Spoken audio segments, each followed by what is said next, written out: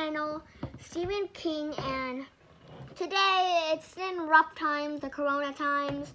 I miss my school, I miss my friends, and I miss the desert.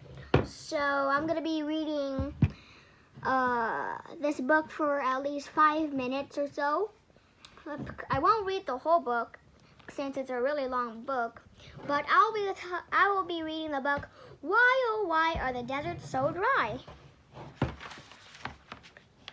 I'm the Cat in the Hat. Wait, I'm missing my top hat. And today is the day that we're off to see deserts. Let's leave right away. You may think that deserts are empty and bare, but you'll be surprised by the things we'll find there. Insects and lizards, flowers and snow. Want to see for yourself? Buckle up and let's go. And yes, deserts do have snow. Did you know that Antarctica is actually a desert? Why are deserts dry?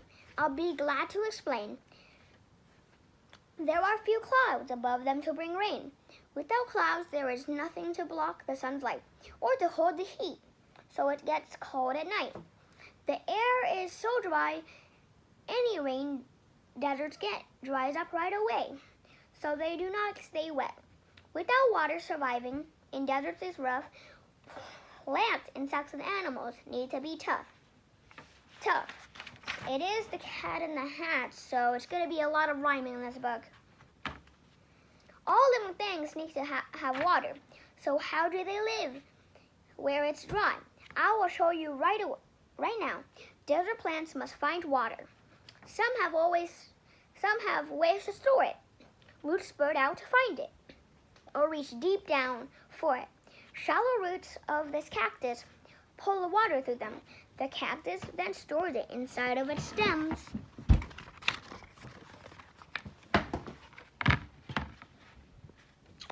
There's a tree in the desert that's called a mesquite. Its roots reach for water.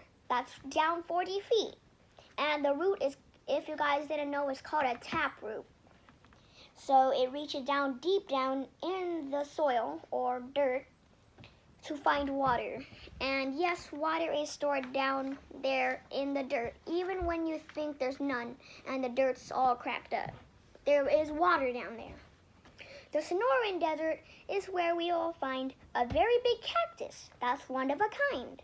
It's called the saguaro, and I have been told it can grow to be over 200 years old. And yes, Tucson, Arizona, it is where the Sonoran Desert is, so the saguaro cactus is not new to me. A cactus, you see, has deep pleats in its skin, but they will expand when the water flows in. It soaks up the water and then quickly swells like a sponge. It stores water in some of its cells. Sharp spines protect it. Just how do they do that? They make sure some animals won't try to chew it. Well, the spines on a cactus won't stop one pig, but I'll tell you at the end of the video. This Gila woodpecker knows very well that a cactus will serve as the perfect hotel. She pecks the small hole and then slips inside. It's cool and it gives her a safe place to hide.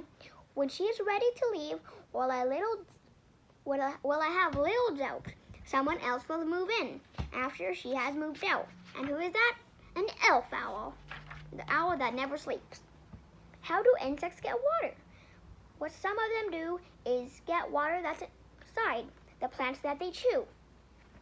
These desert insects are honeypot ants. All year long, they collect the sweet nectar from plants. They store it inside them, and then they feed it to ants who are hungry whenever they need it. Did you know that only the young honeypot ants store the nectar, and then they spit it out to other ants? Excuse me. Sorry, I have trouble pronouncing this desert. The Namib Desert gets rain rarely, and yet fall comes from the sea and makes everything wet. Here, the fog-basking beetle has a way to survive, getting water it needs to help it stay alive. So, if you have a water bottle or a cup. Then whenever you see fog, you can just put it upside down like the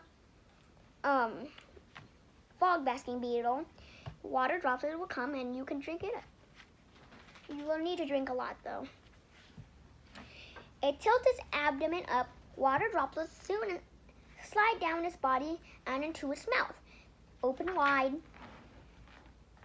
Animals differ in the foods that they eat and the ways that keep cool in the dry desert heat. In the daytime, small animals stay underground. Later on, when it's cooler, they move above ground. This cute phoenix fox, furry sole's feet help him walk on hot sand. His big ears let out heat, which is pretty weird.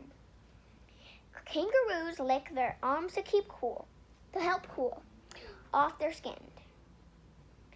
Then each digs a hole in the ground and climbs in. Wait.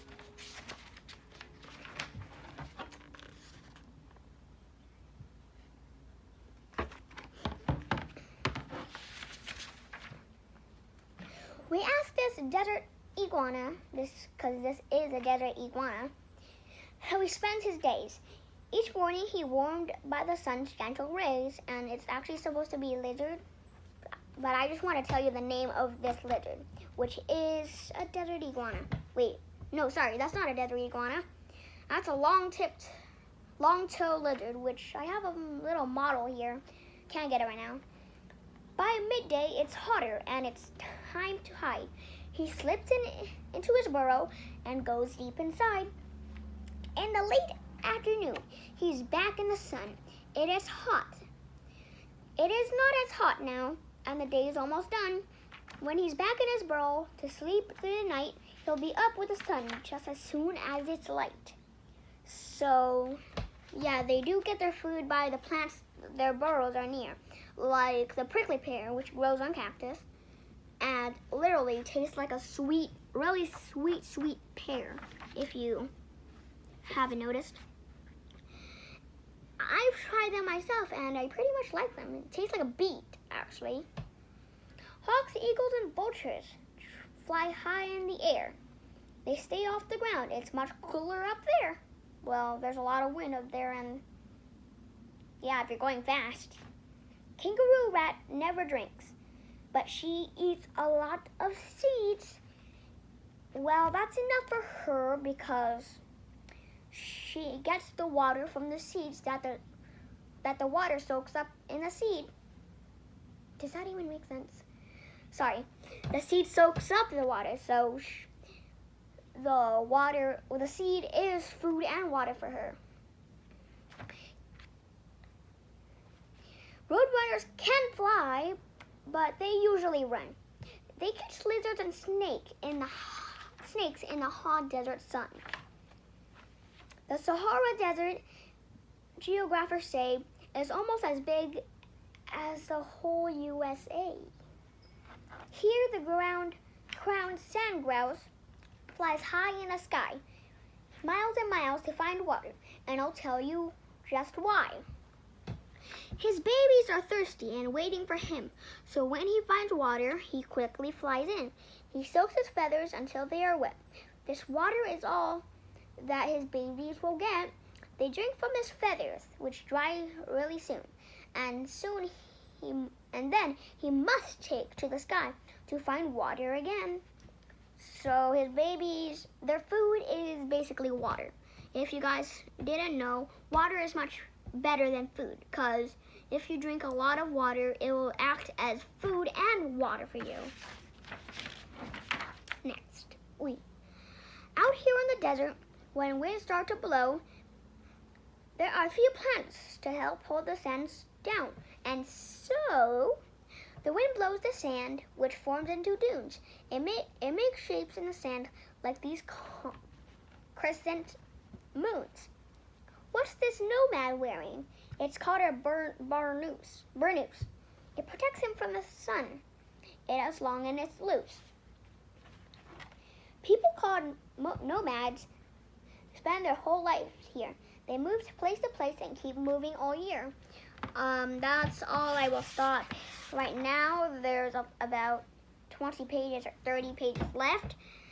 You guys can get this book from the library in Arizona. But yeah, I'm gonna stop here. Let me tell you about the honeypot ants. So the honeypot ants, the young ones have flexible, loose, clear abdomens, so they can store enough nectar. But they can't store a lot, since if they store a lot, their whole bodies will just explode. They will, they will feed it to other ants, older worker ants that are hungry.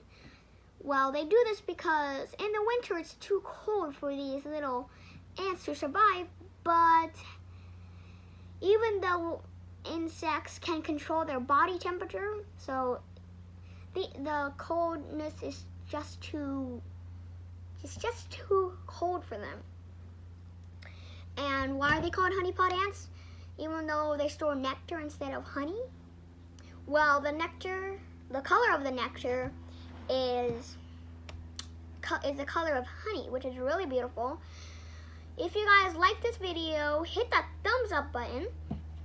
If you want to follow me up on my other new videos, hit that subscribe button so it turns gray and hit that notification bell. Ah, frick, I always forget my bell. I hope you guys enjoyed and I'll see you later. Bye!